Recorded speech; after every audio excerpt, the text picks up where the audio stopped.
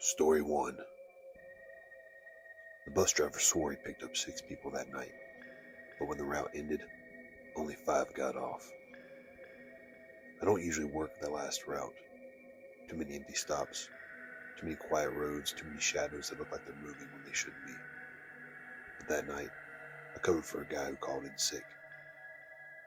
Route 12, the last run, midnight to 2 a.m.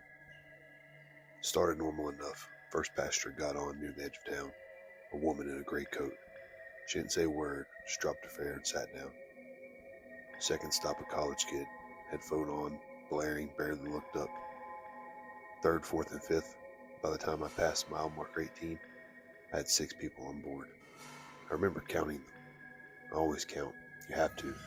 There are rules on the last route. It was somewhere past the forest stretch that things felt off. No lights out there, just the road, the trees, and the reflection of the bus interior in the windshield. That's when I saw him, standing at a stop that doesn't exist. I slowed anyway. He didn't wave, didn't move, just stood there, barely lit by the headlights. When he stepped on, the temperature dropped. I'm not even exaggerating, my breath fogged. He didn't pay, he didn't speak. He just walked to the back and sat down. Now I have 7 passengers. I checked the mirror. Something just felt wrong about him, but I couldn't place it. A few minutes later, the woman in the gray coat pulled the cord. I stopped. She got off. 6 passengers. Right? Wrong. Because when I checked the mirror again, there were still 7. I pulled over, counted again. 1, 2, 3, 4, 5, 6, 7. But I watched her leave. I opened the doors, but no one's outside. Just an empty road. When I closed them, I noticed something new. The man in the back, he was smiling. The rest of the ride, people started disappearing. Not getting off, just gone. The college kid, gone between stops. The older man near the front, gone when I blinked. Each time I checked the mirror, each time I counted, and each time the number stayed the same. 7. Always 7. By the time I reached the final stop, my hands were shaking. The bus was quiet. Too quiet. I opened the doors, one by one they got off. A woman, a man, another. 6 people total. They all walked away without a word, except him, the last passenger. He stood at the front before stepping off. Up close I saw it clearly. His reflection wasn't there. He leaned in slightly and whispered. He never drove alone at night. And he stepped off. When I checked the bus afterward, every seat was empty except one. The very back, still warm. I don't drive nights anymore, but sometimes when I pass mile marker 18, I see someone waiting at the stop that doesn't exist. And I swear he's looking right at me. Story 2. I found a video online with no title, no views, and just one comment that said, "Whatever you do, don't pause it." It showed up in my recommendation at 3:17 a.m. No thumbnail, just a black screen. No title, just a string of random numbers. No views, except one comment. Don't pause it. That should have been enough, but it wasn't. I clicked it. At first nothing, just static. Then a room. Grainy, low quality, like an old camcorder. It looked like someone's basement. A chair in the center, facing the camera, empty. For the first minute, nothing happened. I almost clicked away. Then the chair moved, just a little, like someone had brushed against it, but no one was there. I leaned closer.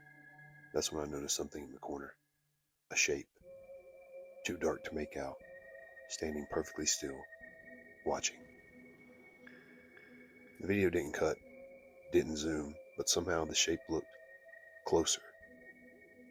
Each time I blinked, it got closer and closer. I remember the comment, "Don't pause it." I laughed. It's just a video, right? And so I hit pause.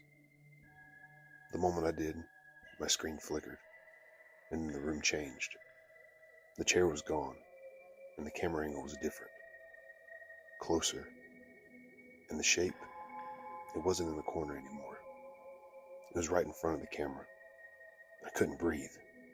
The thing didn't look human. Its face, if you could call it that, was stretched. It was all wrong and disproportioned, like it had been pulled into place. And its eyes, they were looking directly at me. Not the camera. Me. My reflection faintly showed on the screen, and behind me, there was something standing in my room. I quickly turned, but there was nothing. When I looked back at the screen, the video was playing again.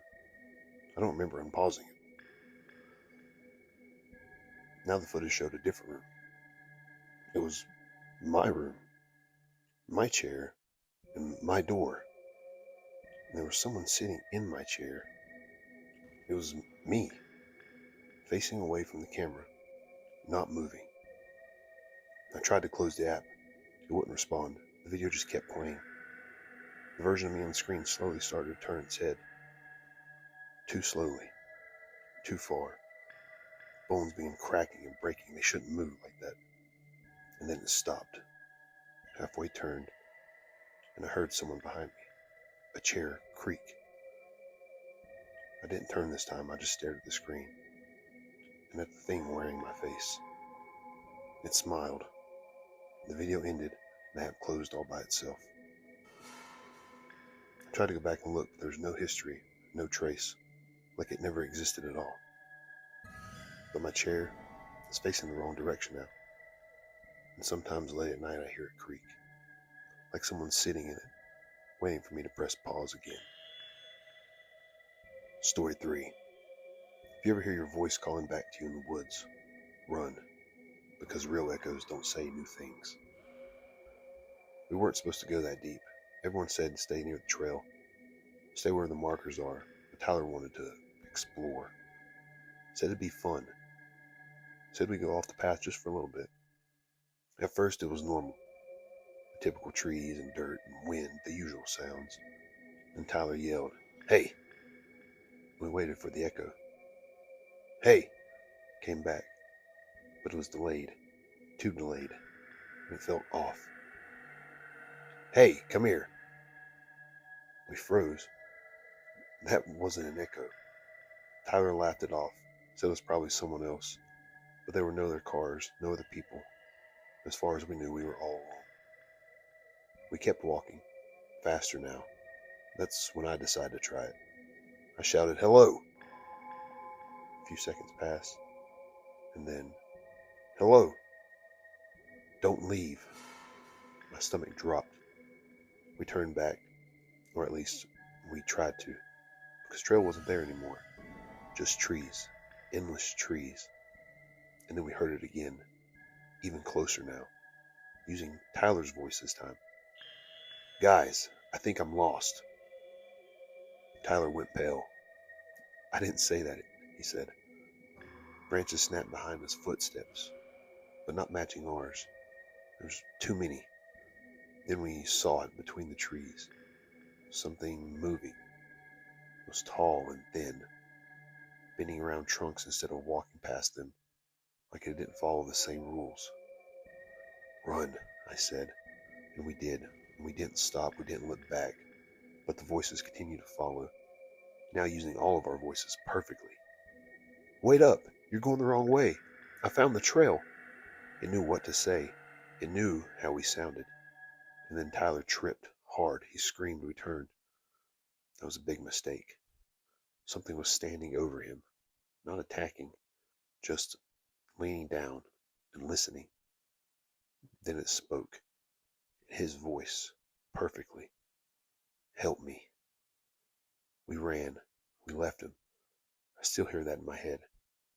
We found the trail eventually. We busted out near the parking lot, and there was no sign of Tyler, no sign of anything. We made it to a ranger station. They sent out search teams, dogs, drones, and nothing. A week later, I went back. I don't know why. Guilt, maybe. Or maybe I just needed closure. I stopped at the edge of the woods and I called out, "Tyler?" Silence. And then, "Yeah, I'm right here." It came from it came from behind me. I didn't turn, I just ran, because I understood something then, something I wish I knew before. The woods don't echo, they listen, and when you leave, they don't forget your voice.